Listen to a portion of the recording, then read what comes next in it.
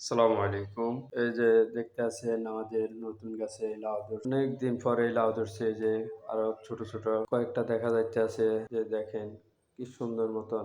কষ্ট করলে যে মিষ্টি পাওয়া যায় তার প্রমাণ এখন দেখতে পারতেছি। খুবই সুন্দর গাছের লাউ দেখা যাইতেছে, যার একটা যে ছোট্ট একটা গাছ, মাশাআল্লাহ করে ৩-৪ টা লাউ ফল দেখা যাইতেছে। তো সবাই আমরা আসলে চেষ্টা করব, যেমন এই যে বেগুন গাছ, বেগুনে ধরছে মাশাআল্লাহ করে, বেগুনও খুবই ভালো সুন্দর দেখা যাইতেছে।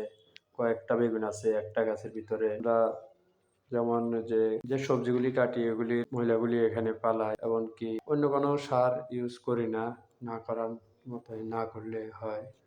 তো যেসব সবজির ময়লাগুলি, যেমন ডিমের খোসা, যেমন তো এগুলি ইউজ করি আর কি। আশা করি দেখে আপনাদের অবশ্যই ভালো লাগবে। আসসালামু আলাইকুম। আশা করি আপনারাও চেষ্টা করেন, দেখবেন এরকম কষ্টের ফসল আপনারাও পাবেন। ফলন তুলতে গেলে যে একটা আনন্দ, ওটা আপনারা বুঝতে পারবেন।